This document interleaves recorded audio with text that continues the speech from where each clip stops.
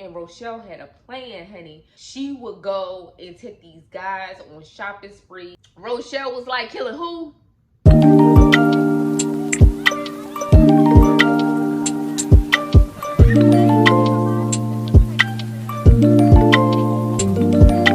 Hello everyone and welcome back to the channel. You guessed correctly, it's another story time.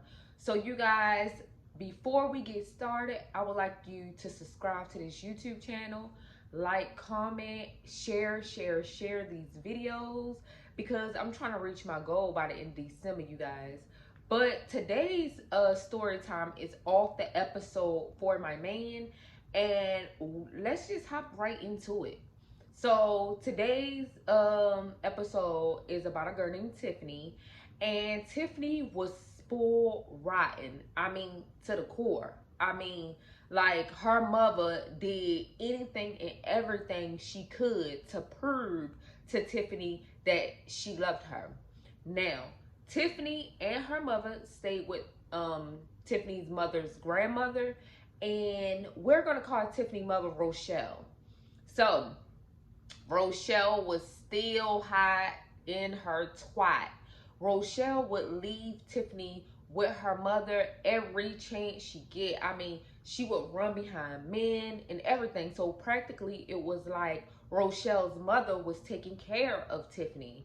And so Tiffany grew up mostly around her grandmother, even though her mother lived there and came and went like all the time. Like, she was the type, Rochelle was the type to spend money on men, even though she knew the men didn't fool with her like that.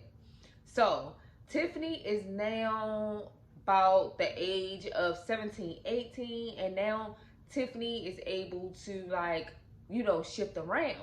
And of course, she follows in her mother's footsteps and start doing the same thing. I mean, all the money her mother would give her, she would go and take these guys on shopping sprees and buy them all kinds of lavish stuff. So she was basically following in her mother's footsteps. And Granny had no say so. So at the end of the day, her and her mother was just alike. So her mother was Rochelle was kind of like that to Tiffany, because Tiffany's father wound up leaving and he had nothing to do with Tiffany. So she felt like getting her all of these things would definitely make her, you know that her mother loved her and feel like an empty space that whatever Tiffany is going through. So that's why her mother spoiled her that way. Now, the granny had them coins. Granny was living life. They didn't mention what Granny did for a living, but yeah, she had a pension. She had it all. Like, she was ready. And Tiffany grandmother, which is Rochelle's mother, basically had other children. So Rochelle was not the only child. Well, eventually Rochelle's mother passed away, and now Tiffany needs somewhere to go, and basically Rochelle brings her daughter in. And Rochelle, like, like, I got your back no matter what. We can do this together. Meanwhile, the family's supposed to gather and all meet about, Rochelle's mother's pension and where everything go and what her mother left for who. And so they finally find, like, the mail for the attorneys and whatever, and realize that Rochelle's mother left almost everything to the baby sister that's 20 and didn't really leave her anything. So Rochelle is pissed at this point. She was like, wait a minute, why she leave her everything? So basically she's just mad. Meanwhile, Tiffany feels an opportunity to ask her mother, is it okay for her new boyfriend to come and live with them? So she said, yeah, sure. Tim can live here. It's fine. Of course, Rochelle was going to agree with it, because Rochelle was the type of mother that looked out for her men and took care of them. So, she would be a hypocrite to tell Tiffany no about her boyfriend, Tim. So Tiffany and Tim go and move with Rochelle. and they're living with Rochelle, and Rochelle's still upset about her baby sister getting everything. So she wound up calling up her baby sis, like, I know you don't want to stay with them people. Like, I know they real judgmental. If you move with me, like, we won't be judgmental because Rochelle's sister was a lesbian. So, of course, she like, this sounds good. She's my sister. Like, why not? Like, she will look out for me. So Rochelle's sister finally come, Brittany. So Brittany finally comes and move in with Tiffany and Rochelle and Tim. And so they all living together. Now, mind you, Tiffany and Rochelle had a plan, honey. They was gonna like spend all of Brittany's money. Like every time she get the pension, all of that, they was gonna like spend her money, and they was gonna like go through her room for her stuff because of course Brittany is 20, so she loved shopping. So they already have a plan before Brittany moves all the way in. So when Brittany finally moves in, that's what they doing. Like every time she goes shopping, like Tiffany and Rochelle is going through her room and through her things, taking purses, all kinds of stuff, like it's theirs, like it's literally theirs.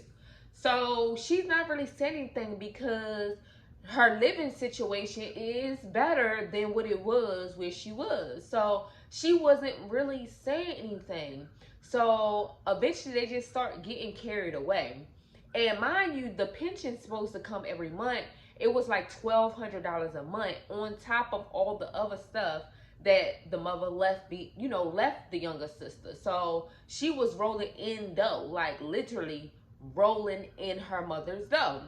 So one day Brittany decides to go shopping, and it's only Tiffany and Tim at home.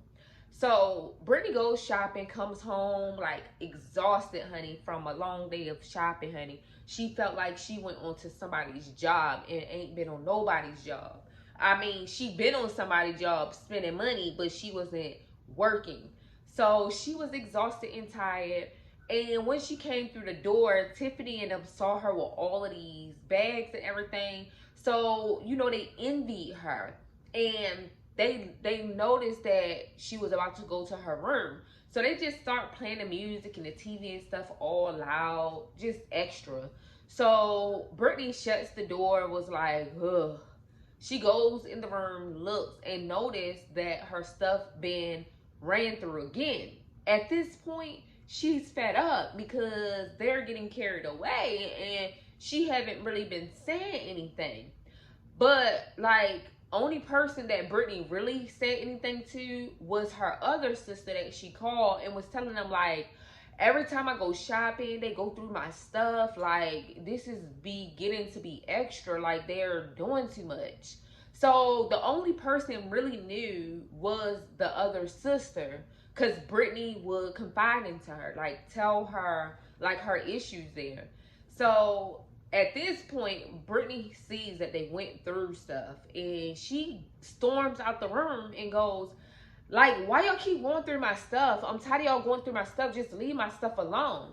Now, at that time, Tiffany wanted to get bucked and was like, girl, honey, sit down somewhere. And she was like, no. Brittany was like, stay out of my stuff. Like, chill. Like, y'all doing too much. So she turns around, Brittany, and walks away to go back to her room. And Tiffany want to be bucked because her man Tim, they, want to show out like she got them hands, but really don't.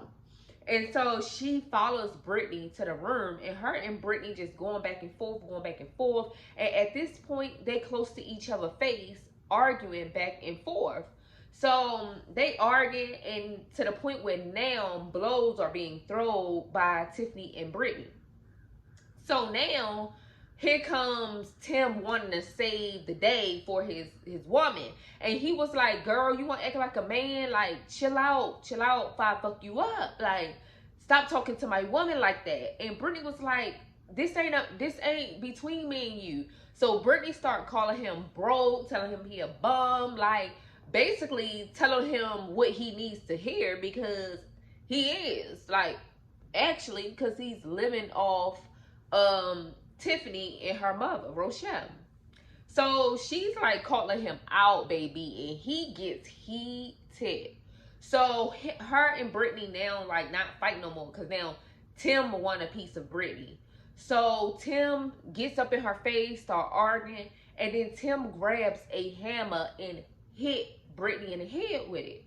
So Brittany's still holding her own because she like, baby, like, it ain't going down like that. Tie her hair back. Like, she's like sticking with Tim like she a whole dude. Like, yeah, I can hang type stuff, you know. So like Tim like shocked and he trying to, you know, give it to her, and she's still going because at this point, bruh, you done hit her in the head, so she gotta fight. So he turns around and hit her again, like he's hitting her with the hammer, and she falls to the floor. And while she's on the floor, here comes Tiffany with a bottle and hit her in the head again with the fucking bottle. So Tim hyped like, yeah, my girl got my back, like, yeah. So he hyped like he fighting a whole nigga and turns the hammer around and hit it in the head one last time, like one huge blow to the head. And Brittany is done. Like, Brittany is now like deceased. Like, she's in a pool of blood, like literally. So they just like stop, and Tim like, oh shit, this shit went too far. Duh. You realize it now? You should have realized it when they started fighting each other. But no, you want to fucking jump in like she was a whole dude. But like now he's like, we went too far. So they hurry up, leave out the room, and they sitting there like don't know what to do. Like Tiffany like, oh shit, like everything coming to light now, like the Twilight Zone, like everything coming back together. And so now Rochelle comes home, and Rochelle like look at them and they look paranoid and everything. So she goes back to Brittany's room and realizes that Brittany is laying in a pool of blood and she's dead. She's not moving, she's not doing anything. So Rochelle was like, oh shit, like what did y'all do? I said we was gonna take her for her money, not rob her and kill her. Like all I said was we was gonna use her for all her money. Like, what did y'all fucking do? Like, what have y'all got us into? First of all, it ain't no damn us, it's them. Cause I would have called the police quick as fuck, because I'm not going to prison for a long time cause y'all decided y'all wanted to beat her in the head with shit. And plus, she my fucking sister. Like, the math ain't mathing. So now she was like, oh shit. And by Tiffany being her daughter, she comes up with a plan to wrap Brittany up in like blankets and shit and put her in a car and drive her not even far from the house. Big mistake. They dumped her in the woods by the house. And so a couple of days later, a man was jogging and wound up seeing Brittany's body and reported it to the police. Police see tattoos and everything because they really can't identify who she is.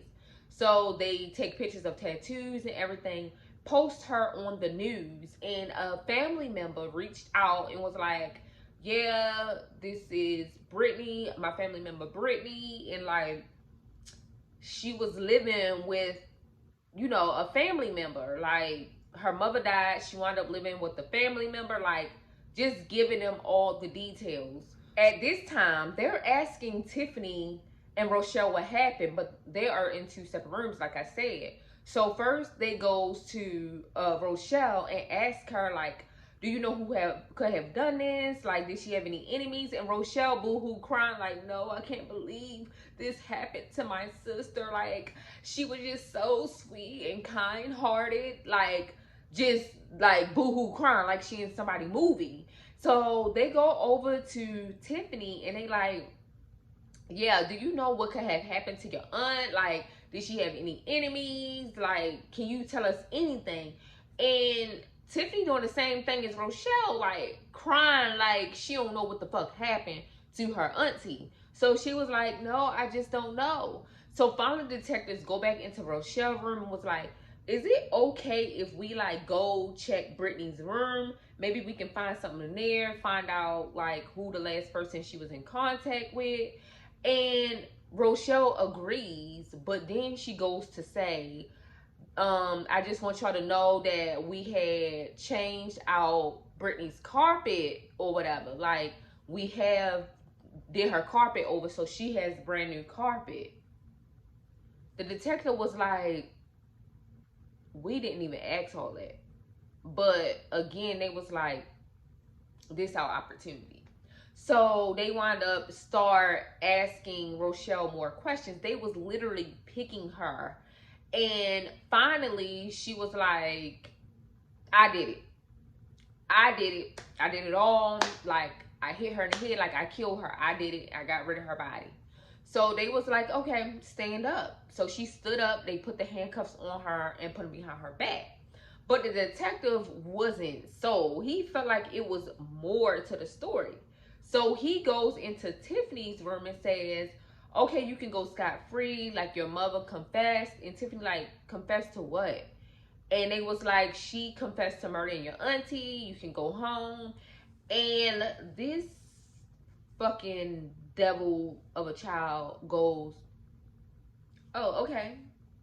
But can I ask you what will happen to her? And it was like, she's going to jail. She's going to do time. Like, what do you mean? Like, and she was like, oh, okay. Hey, why did they let Tiffany ass leave? Like, literally. So a couple of days go by. They finally question Rochelle again, and she goes, can I ask you like what will happen to me and stuff, like how much time I might get? And they said, you might get a long time, maybe 50 years or something. You're gonna get a lot of time for killing your sister. And when they said that, Rochelle was like, killing who? I ain't kill her. Like, Rochelle started singing like a fucking singing bird. She was like, woo! Like, literally, like Whitney Houston type singing. Like, all the notes was on point. She was like, no, it was Tiffany and Tim. They hit it in the head and everything. I just came home and was shocked. And all I could think about was, oh my God, my daughter gonna be in trouble. What we gonna do? And I helped them wrap her up and put it in the woods. But all that killing and everything, it was Tim and Tiffany. It was Tiffany and her man. And so they was like, we figured that. So they hauled tail and got Tim and Tiffany and arrested them. And so when they all went to trial, basically Tim and Tiffany got life. Literally life. Cut their whole life short. And Rochelle, they gave her 4 months because, again, she helped them get rid of the body.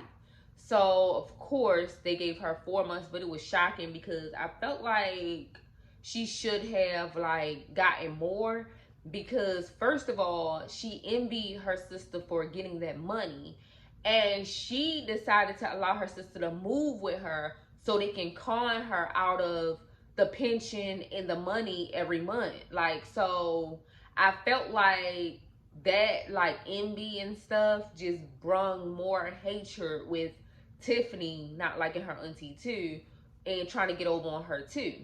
But for some reason, after Tim and Tiffany did that to Brittany, like right after, and they was sitting after it happened, like they literally, now this what blew my mind. They thought by killing her, they was still gonna live this lavish life and they was gonna get all her money and be spending it every month. Like, they just thought they was gonna get caught. Like, y'all threw her body in the fucking woods, for one. For two, eventually, like, they would have realized that this girl is not alive no more. Family members and stuff would have realized that they don't see her anymore. Like, how did you think you was gonna kill her and literally get away with it? And y'all was dumb anyway. Y'all was dumb. Like, y'all deserve to have gotten life. That mother should have came in and called the police when she first noticed it. That's her sister. And of course, that's her daughter. But sometimes you can't just cover up stuff and make stuff even worse. And technically, I feel like Tiffany should have been trying to stop her man, or even call the police while he was thumping her fucking cousin in the head with a fucking hammer. But she decided to stand by her man. It was not even that serious. But you guys, I hope you guys like this story time. Don't forget to like, comment, and definitely subscribe and join this story time family fun. So you guys, I want you to also remember in these videos, these names are not the exact names of the parties that were really involved in these stories, but these stories are real. Thanks you guys for watching. Peace.